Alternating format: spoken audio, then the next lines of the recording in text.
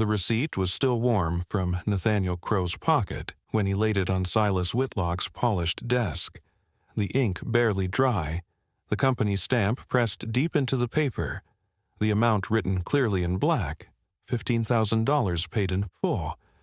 And yet the lender across from him looked at that proof the way a rich man looks at rain on a window, something visible but not troubling enough to stand for, then raised his pale eyes and said, with a calmness that made the words feel even crueler, "Mr. Crow, you have not paid me a single dollar." Nathaniel did not answer at once, because some insults are so large that the mind refuses to recognize them immediately, and for a few seconds he only stared at Silas Whitlock, waiting for the man to smile, to correct himself, to say there had been a misunderstanding, to call the clerk back and settle the matter like decent men. But Silas did not smile. He only rested his thin hands on the desk, his gold watch chain lying across his waistcoat, his office warm and dry, while the March rain beat softly against the glass behind him. It was Thursday, March 17th, 1904, in Providence, Rhode Island, at 2:43 in the afternoon, and Nathaniel had walked into Whitlock and Sons' lending house, believing he was carrying the end of 4 years of fear. Instead, he found that some debts do not end when they are paid. They end only when the man holding the ledger allows them to die. Nathaniel Crow was not a man given to shouting. He had spent too many years around machines to respect noise. In the textile foundry where he worked, men who panicked around gears lost fingers, and men who cursed at metal learned quickly that iron did not care. He had lived most of his 46 years by patience, pressure, and steady force. He had buried a wife, raised a daughter, held a house through winters that should have taken it, and paid a debt so faithfully that every installment felt carved from his own ribs. So when Silas Whitlock denied the payment, Nathaniel did not slam his fist on the desk. He did not lunge across it. He did not call the man what he knew him to be. He leaned forward slowly and tapped the receipt once with his index finger. "That is your stamp," he said. Silas glanced down again. "It resembles our stamp. That is your clerk's signature. It resembles his signature. That is the amount I owed. It is the amount you still owe." Nathaniel's jaw tightened. "Your clerk counted the money less than half an hour ago." "My clerk recorded no such payment." "Then bring him in." Silas looked almost pleased, as if Nathaniel had stepped exactly where he expected him to step. He pressed the small brass bell on his desk. Its sound rang once, bright and clean, through the office. A moment later, the side door opened and Edwin Vale entered, a young clerk of perhaps 24, narrow-shouldered, brown-haired, with ink stains on his fingers and a nervousness that seemed to live permanently around his mouth. Nathaniel knew him well enough by sight. For 4 years, Edwin had stood behind Whitlock's counter, taking monthly payments, writing receipts, dipping his pen twice before signing. Always careful, always quiet. Only that afternoon, Edwin had counted the final envelope. He had separated the bank draft from the notes. He had stamped the receipt, signed it, and said almost kindly, "That should settle the account, Mr. Crow." Now he stood beside Silas's desk, as if he had never said those words in his life. Silas did not look at him when he asked, "Mr. Vale, did Mr. Crow make a payment today?" Edwin's eyes flicked toward Nathaniel, then away. His throat moved. "No, sir." Nathaniel felt something inside him go very still. "Look at me, Edwin." The young man did not. "You counted it, $15,000, bank draft and notes. You stamped this receipt." Edwin's face had gone pale, but his voice when it came was barely more than a whisper. "I did not, Mr. Crow." "You did." Silas's voice cut in softly, careful. Nathaniel turned his eyes back to him. "Careful? I gave this office the last money I had in the world. Silas leaned back, and his chair creaked faintly. Then you should have ensured it reached the proper account. Nathaniel almost laughed, though there was nothing funny in the room. The proper account? I handed it under your sign across your counter to your clerk and received your receipt. A false receipt. False? Or mistaken, or forged, or purchased, or found. There are many possibilities. The only one not supported by my ledger is payment. Nathaniel looked toward the black ledger resting open on Silas's desk. It seemed suddenly monstrous, that book. Not because of its size, but because of the authority men had given it. A book could lie if a liar held the pen. Your ledger is wrong, Nathaniel said. Silas smiled gently. Ledgers do not become wrong because poor men become emotional. That was when anger finally reached Nathaniel, but it came cold, not hot. He picked up the receipt carefully, folded it once along its original crease, and placed it back inside the inner pocket of his coat. I'll return with witnesses, he said. Bring whoever comforts you. Silas replied. Witnesses are useful for funerals and weddings. For debts, we use records. Nathaniel held his gaze for a long moment. Then we'll see whose records survive. He turned and walked out before his hands could betray him. Outside, Providence was gray with rain. Wagons hissed through puddles, factory smoke hung low over the streets, and men hurried along the sidewalks with collars raised, each carrying his own burden as though no one else's could matter. Nathaniel stood beneath the lending house awning and tried to breathe properly. He had expected relief that afternoon. He had imagined returning home to Clara, placing the receipt on the kitchen table and saying, "It's finished." He had imagined her face changing, not into joy exactly, because joy had never come easily to them after Maribel died, but into something lighter. He had imagined opening the workshop the next morning and feeling, for the first time in 4 years, that each tool belonged to him again. Instead, he stood in the rain with proof in his pocket, and no certainty that proof mattered. The debt had begun in January of 1900, when his wife Maribel fell ill during a winter so bitter that pipes froze inside walls, and doctors arrived with frost on their beards. At first, they called it a chest fever. Then they called it infection. Then they stopped naming it and began lowering their voices when they entered the room. Medicine cost money, coal cost money, doctor visits cost money, rest cost money. Hope, Nathaniel learned, was one of the most expensive things a family could buy. He sold his father's watch first, then Maribel's silver combs, then a lathe attachment he had built himself and loved more than he admitted. It was still not enough. Silas Whitlock had offered the loan as if offering a hand to a drowning man. $15,000 secured against the house and workshop. Manageable terms, respectable interest. No shame in temporary hardship. Nathaniel signed because Maribel was coughing blood into a folded cloth, and Clara, 12 years old then, stood in the bedroom doorway with her braid half undone, watching him with eyes too old for her face. Maribel died anyway on February 26th at 4:15 in the morning, holding Nathaniel's hand and whispering Clara's name. The debt remained. It followed him home from the funeral. It sat at the table when Clara would not eat. It stood beside the stove when coal ran low. It waited in the workshop when work orders slowed.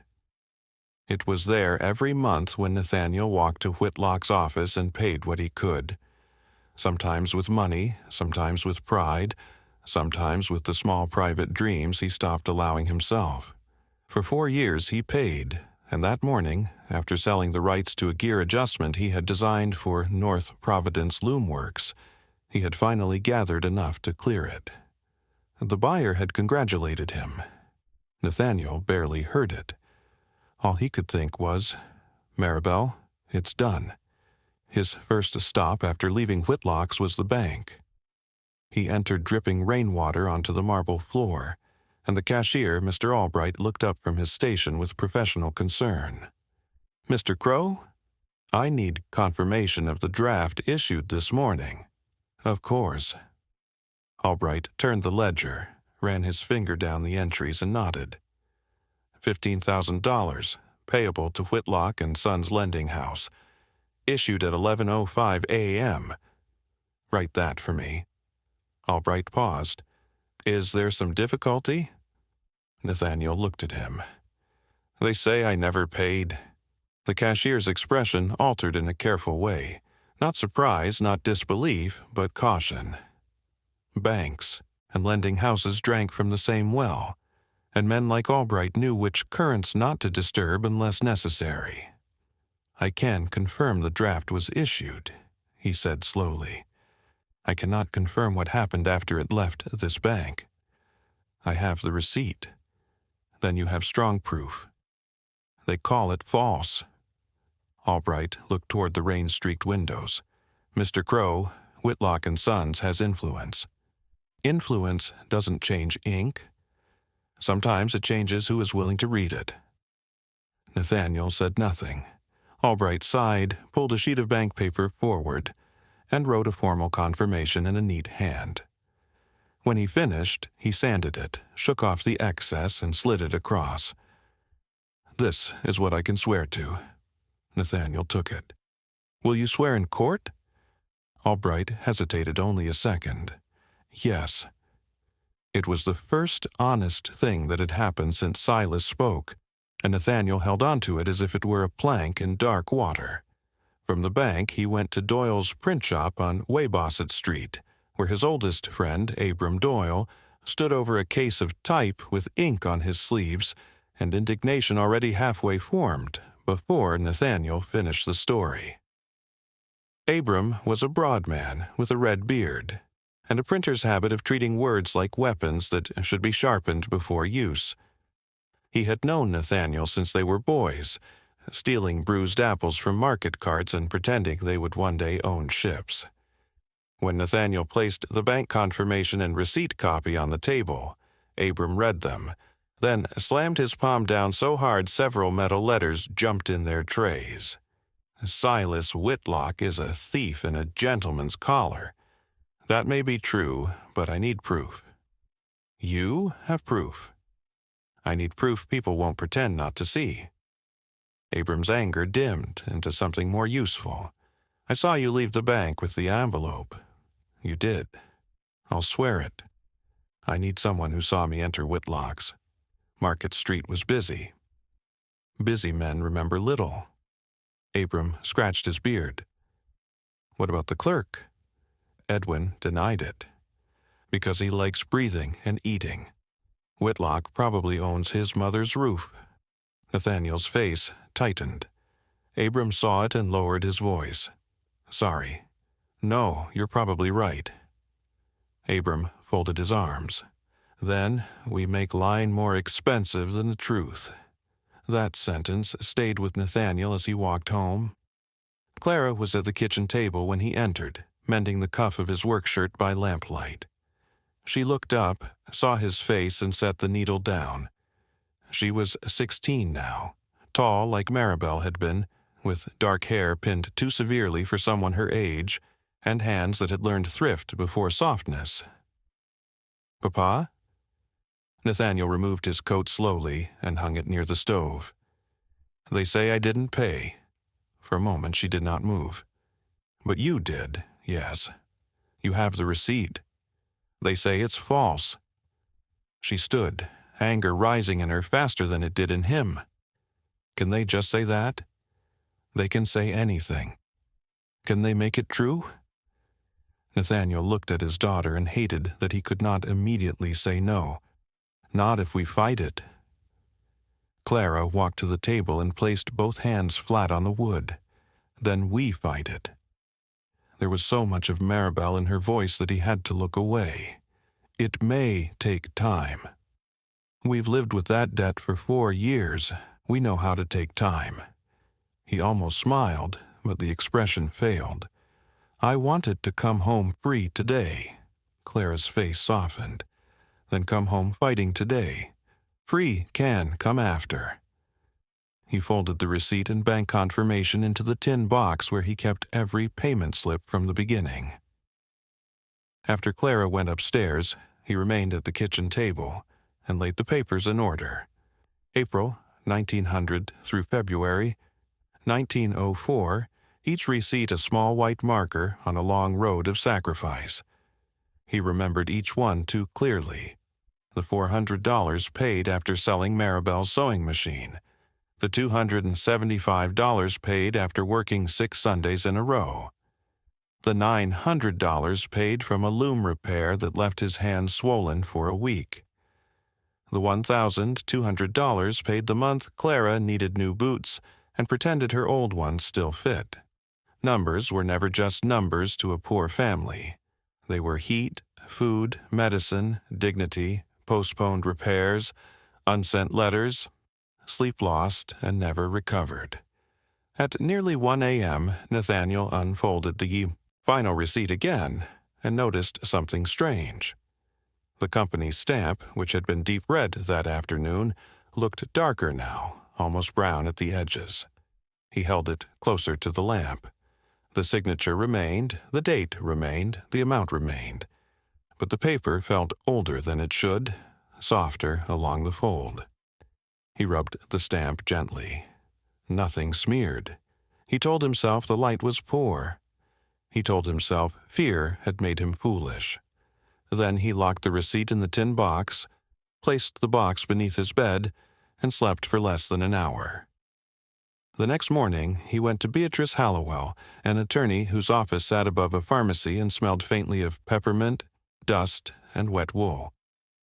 She was one of the few lawyers in Providence willing to listen before asking whether a man could pay. She was 35, perhaps 36, with sharp eyes, dark hair pinned tight, and a voice that did not waste time pretending the world was fair. She read every paper Nathaniel brought. She read silently, then read the final receipt again. "They will attack this first," she said. "They already did. They'll claim the signature is forged. The clerk lied. Then we press the clerk. He may keep lying. Then we press harder." Nathaniel liked her immediately, not because she comforted him, but because she did not insult him with false comfort. "Can they take the house before this is settled?" he asked. "They can try. I can file to delay foreclosure if they move. They will move." "Yes," she said. Men who steal often hurry to make the theft look official. She copied the receipt by hand, then called to the pharmacy boy downstairs and paid him to fetch a photographer who sometimes made document plates for legal matters. "The original stays with you for now," she said, "but never let it be the only proof." Nathaniel frowned. "It's locked. Locks protect paper from honest people. We are not dealing with honest people." She looked at the receipt again. "There's something else." "What?" "The stamp looks older than the ink." Nathaniel felt a chill in his chest. "I noticed that. Was it like this yesterday?" "No." "You're certain?" "Yes." Beatrice did not dismiss him. She did not smile. She only nodded once and said, "Then we move quickly." Whitlock moved quickly too.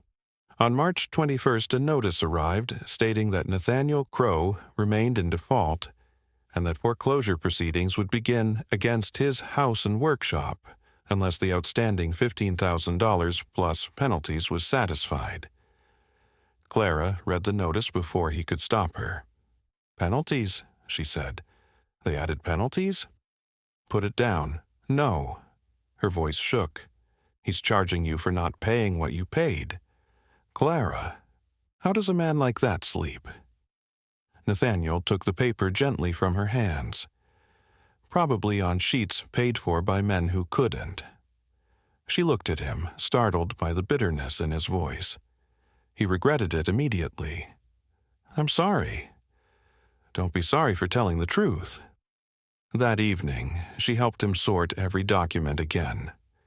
They worked at the kitchen table until midnight, making lists of payment dates, witnesses, amounts, and possible contradictions.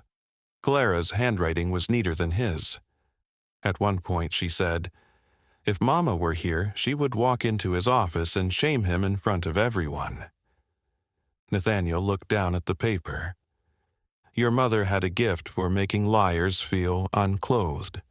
Clara smiled faintly. I miss that. So do I.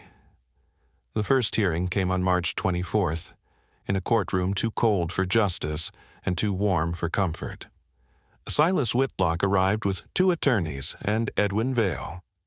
Nathaniel arrived with Beatrice, Abram Doyle, Mr. Albright, and Clara, who insisted on coming despite Nathaniel's objections. Judge Horace Bell presided, an old man with watery eyes and a habit of making every sentence sound final before it was fully spoken. Beatrice argued that foreclosure should be delayed because the debt was disputed and substantial evidence showed payment. Whitlock's attorney argued that Nathaniel was a desperate debtor attempting fraud with a forged receipt. Mr. Albright confirmed issuing the bank draft. Abram swore he saw Nathaniel leave the bank carrying the sealed envelope. Clara sat behind Nathaniel, hands clenched in her lap, her face pale but steady. Then Edwin Vale took the stand. Beatrice approached with the copied receipt because the original, on her advice, remained locked at Nathaniel's house. Mr. Vale, she said, is this your signature? Edwin looked at the copy. It resembles my signature. Is it yours? No. Nathaniel closed his eyes. Beatrice's voice did not change. Is this the stamp used by Whitlock and Sons? It resembles the stamp. Is it the stamp? I cannot say from a copy. Did Mr. Crow enter the lending house on March 17th at approximately 2:20 p.m.? I don't recall. Do you commonly forget men handing you $15,000? Whitlock's attorney objected. Judge Bell allowed the question but warned Beatrice to keep her tone measured. Edwin swallowed. I record many transactions. Final settlements? Some. Of this size? Edwin's eyes flickered toward Silas. It was brief, but Beatrice saw it. Nathaniel saw it. Clara saw it. Answer, Beatrice said. No, Edwin whispered, not often. But you forgot this one? Edwin's face tightened. I don't recall it. Beatrice stepped back. No further questions. The judge granted a temporary delay not because he believed Nathaniel fully, but because enough doubt existed to slow the machine. Outside the courtroom, in the corridor smelling of damp coats and coal smoke, Nathaniel found Edwin standing near a window, alone. Why? Nathaniel asked. Edwin flinched. Please don't. You counted the money. I can't. You signed the receipt. Edwin's eyes filled with tears he fought hard to hold back. My mother's house is mortgaged through Whitlock. My sisters work in his cousin's mill. You think this is only your debt? Nathaniel's anger faltered, not because Edwin's betrayal hurt less, but because fear had a human face now. So you bury me to save yourself? Edwin whispered. I'm sorry. Nathaniel leaned closer. Sorry is what a man says after stepping on another man's boot, not after helping steal his life. Before Edwin could answer, Silas appeared at the far end of the corridor. Edwin's face closed instantly. He walked away. That night, the original receipt disappeared. The tin box was still beneath Nathaniel's bed, still locked. The key was still on the chain he wore under his shirt. But when he opened the box after supper, the final receipt was gone. In its place lay a blank, folded sheet, same size, same crease, no ink, no stamp, no signature, no amount. Nathaniel searched the box twice, then the floor, then the bedding, then the cracks between boards. Clara joined him, first calm, then frantic. "It was locked," she said. "I know." "No one came in." "I know." "Then how?" Nathaniel sat on the edge of the bed with the blank paper in his hands. It felt like an accusation. "I don't know." Clara sank onto the chair by the wall, her eyes wet. "They're not just lying," she said. "They're making the truth disappear." He looked at her then, and something in him hardened again. "Then we make more truth than they can erase." Beatrice took the news grimly, but not with surprise. "I should have insisted on keeping it here." "Would it have been safer?" Nathaniel asked. "Perhaps not." She opened a drawer and removed the photographic plate made the previous day. "We still have this." The image was faint but readable: amount, date, stamp, signature. Nathaniel exhaled for what felt like the first time since opening the tin box. "Thank God." Beatrice looked at him. "Thank preparation." She made 3 more copies that day and sent one to Abram, one to Albright, one to a judge's clerk she trusted. But over the next week, the copies began to change. Not entirely. Not enough that a careless eye would notice immediately. The stamp blurred. A 0 thinned. Edwin's signature faded at the final letter. Earlier receipts began showing small differences too. One payment of $600 appeared as $60 on a copy kept in Abram's drawer, though Nathaniel's original still read correctly. A date on Albright's bank confirmation looked altered from March 17th to March 19th, though Albright swore it had not been that way when he wrote it. Beatrice spread the papers across her desk one evening and stared at them as if facing an enemy she could not cross-examine. "This is not ordinary forgery," Abram said, standing behind Nathaniel. "Ordinary forgery would be cleaner." "Maybe that's the point," Beatrice said. "Confusion is useful. If every record differs slightly, the court stops asking which is true and starts believing truth cannot be known." Nathaniel's voice was quiet. "Can truth be killed like that?"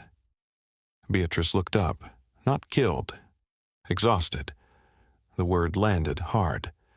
Exhaustion was what Whitlock understood best. Exhaust a debtor. Exhaust a witness. Exhaust a daughter. Exhaust a truth until even honest people wished it would stop making demands. The pressure began to reach places Nathaniel had not expected. Customers stopped bringing work to his shop, fearing that unfinished orders would be trapped if the property was seized.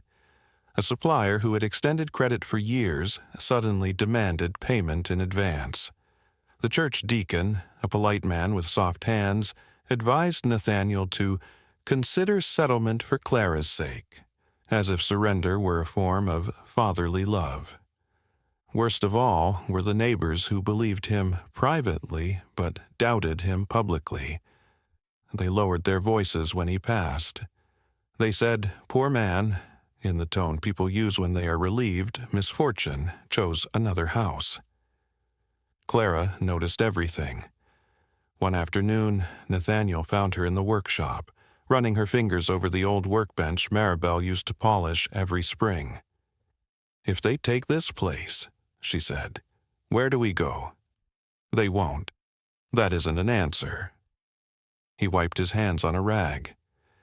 "Abram said we could stay above the print shop for a while if needed." Clara nodded, absorbing the humiliation of contingency. "And Mama's room? What about it? Do we just leave it?" Nathaniel had not entered Maribel's room in months except to dust. He could face creditors more easily than that doorway.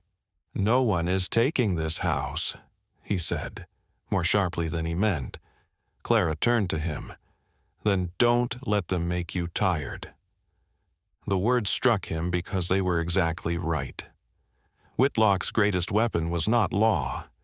It was fatigue. The break came on April 12th. Beatrice received a letter with no return address, delivered by a boy who ran before she could question him. Inside was a small brass key and a note written in a cramped hand. Back cabinet. Lower drawer. Not public ledger. Come after closing. Beatrice showed it to Nathaniel and Abram. Trap, Abram said immediately. Probably, Beatrice replied. But traps are usually placed near something worth protecting. Nathaniel recognized the handwriting before he admitted it. Edwin Vale. That night, under a sky without stars, they entered Whitlock and Sons through the rear alley. The key worked. Inside, the lending house seemed smaller without customers, stripped of its daytime authority. The counter where Nathaniel had paid stood silent. Silas's office door was closed. The air smelled of polish, paper, and cold iron. Beatrice carried a lamp with the flame turned low. Abram carried a printer's mallet tucked inside his coat. Nathaniel carried nothing but the memory of the receipt. They found the back room behind a partition, lined with cabinets. The lower drawer stuck, then opened with a wooden groan. Inside were narrow private ledgers bound in dark cloth. Beatrice lifted one carefully and turned pages until she found Nathaniel's name. There it was, Crow, Nathaniel. Public balance, $15,000 outstanding. Actual settlement received March 17, 1904, $15,000. Transfer to SW Reserve. Maintain default status pending foreclosure. For a moment, Nathaniel could not move. The words did not make him feel victorious. They made him feel sick. Seeing the theft written plainly was worse than suspecting it. It meant Silas had not panicked, had not improvised, had not made an error. He had planned to take the money and the house. Beatrice's face went white with controlled fury. "We take the ledger." Abram whispered, "Take all of them." Then the front door opened.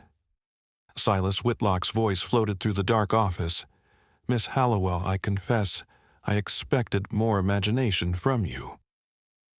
Beatrice closed the ledger but kept it in her hand. Nathaniel stepped toward the doorway. Silas entered carrying a lantern. 2 heavy men behind him. Edwin Vale stood further back, near the public counter, trembling visibly.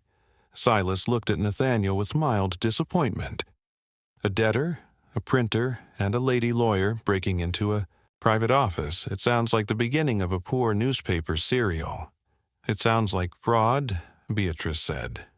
Silas smiled. "It sounds like burglary." Abram shifted, but Nathaniel touched his arm. Silas noticed. "Good, at least one of you is thinking." Beatrice held up the ledger. "This records the payment. That records nothing you can use without admitting how you obtained it." "Edwin gave us the key," Nathaniel said. Edwin flinched. Silas turned his head slowly. "Did he?" Edwin's voice came out broken but audible. "Yes." Silas sighed. "Boy?" Edwin's eyes filled. "He paid. I counted it. I stamped the receipt." "You are confused?" "No." "Your mother's mortgage can be called in by morning." Edwin shook harder, but he did not retreat. "Then call it." Silas's expression changed then, not dramatically, but enough. The mask slipped and showed the contempt beneath. "You would ruin your family for this man?" Edwin looked at Nathaniel, then at Beatrice, then back at Silas. "No," he said. "I ruined myself when I lied. I'm trying not to stay ruined." The silence that followed was the first true victory Nathaniel felt. Silas tried to contain the damage, but Beatrice understood speed. By dawn, copies of the private ledger entries were in the hands of Judge Bell, Mr. Albright, 2 newspaper editors, and a state investigator Beatrice had once helped in a banking dispute. Abram printed nothing yet, but he set type for 3 possible headlines and waited like a man beside a loaded cannon. The second hearing was no longer merely about foreclosure. It became about fraud. Edwin testified, this time fully. He described counting Nathaniel's money, stamping the receipt, being ordered to leave the public ledger unchanged, watching Silas place the payment into a reserve account, and being told his family would suffer if he spoke. Silas's attorneys attacked him as unstable, resentful, dishonest. Edwin accepted every blow until Beatrice asked one final question. "Mr. Vale, why tell the truth now?" Edwin looked toward Nathaniel. "Because Mr. Crow looked at me like I was still a man who could." Nathaniel lowered his eyes. Clara cried silently beside him. Mr. Albright confirmed the draft. Abram confirmed the envelope. Beatrice produced the photographic receipt plate, the altered copies, the private ledger, and testimony from 2 other borrowers whose accounts showed similar differences. Silas sat through it all with practiced calm, but the calm no longer looked powerful. It looked rehearsed. When Nathaniel took the stand, Whitlock's attorney tried to make him appear desperate. "Mr. Crow, is it possible that grief over your wife, financial strain, and fear of losing your home affected your memory?" Nathaniel looked at him for a long moment. "Yes," he said. The attorney seemed pleased. "So you admit your memory may be unreliable?" "No," Nathaniel replied. "I admit hardship affects memory. It sharpens some parts and burns others away. I may not remember what I ate that morning. I may not remember whether it rained before noon or after, but I remember placing $15,000 on that counter because it was the first time in 4 years I felt my wife's illness had stopped reaching into my daughter's future. I remember Edwin counting. I remember the stamp. I remember walking outside and thinking the air felt different.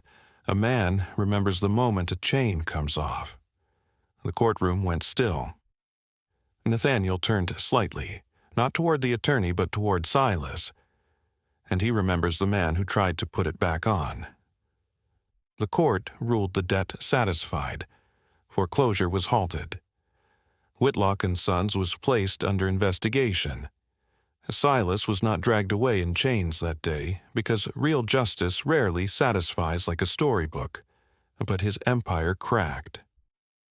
Borrowers came forward. Ledgers were seized. Reserve accounts were uncovered.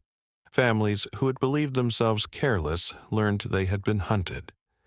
Some recovered property. Some recovered only proof of theft after the damage was done. Edwin lost his position but gained back his own face. Beatrice found him work with a shipping company whose owner hated Whitlock enough to call honesty a recommendation. Abram printed his headline at last, "A debt paid twice is not a debt, it is a crime." Clara returned to school in September and began studying bookkeeping, not because she loved figures, but because she understood that numbers in the hands of dishonest men could become weapons, and she intended to learn how to disarm them. Nathaniel kept the workshop. He kept the house. On the first quiet evening after the ruling, he entered Maribel's room for the first time in nearly a year. Dust lay lightly on the dresser. Her hairbrush remained where Clara had placed it after the funeral. Nathaniel stood there a long time, then opened the window to let in fresh air. "It's done," he whispered, though he knew endings were never that simple. Grief did not vanish because a judge signed paper. Debt did not erase the years it had eaten. But something had changed. The house no longer felt borrowed from fear. It felt wounded, but theirs. 10 years later, on March 17, 1914, Nathaniel and Clara walked past the old Whitlock building. The sign was gone. A dressmaker had taken the front rooms, and in the window stood a blue gown Maribel would have admired. Clara was 26 now, a bookkeeper for a cooperative bank founded after the scandal, and she had become the sort of woman men underestimated once. Only once. She paused outside the building and looked up. "Do you hate him still?" she asked. Nathaniel considered lying, then chose not to. "Some days." Only some? Hate keeps a man in the room after he has left it. Clara smiled faintly. That sounds like something Miss Hallowell would say. Your mother, actually. Clara's smile softened. She would have liked Miss Hallowell. Your mother liked anyone who frightened dishonest men. Clara laughed, and for a moment, Nathaniel felt time fold kindly instead of cruelly, bringing Maribel close without reopening the wound. That night, he opened the tin box beneath his bed. Inside were the bank confirmation, the court ruling, Abram's printed headline, Beatrice's final invoice marked paid, and a letter from Edwin written years later. I do not ask forgiveness, but I want you to know the truth you forced me to tell saved more than your house. Nathaniel read it again, then placed it back. The original receipt never returned. For years its absence had troubled him, but now he understood that truth cannot be trusted to live in one piece of paper.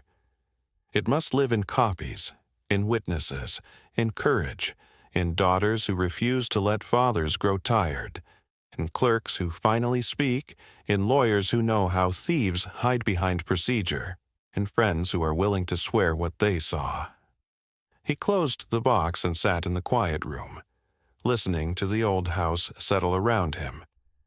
If you paid everything you owed, if you sacrificed for years, if you walked into a room with proof in your hand, and a powerful man smiled and told you it never happened, what would you do when the proof began to disappear? Would you accept the lie because fighting cost too much? Or would you keep standing until someone else found the courage to stand with you? Tell me honestly in the comments, because this story was never only about money. Some debts are paid in dollars, but some truths are paid for with everything a person has left.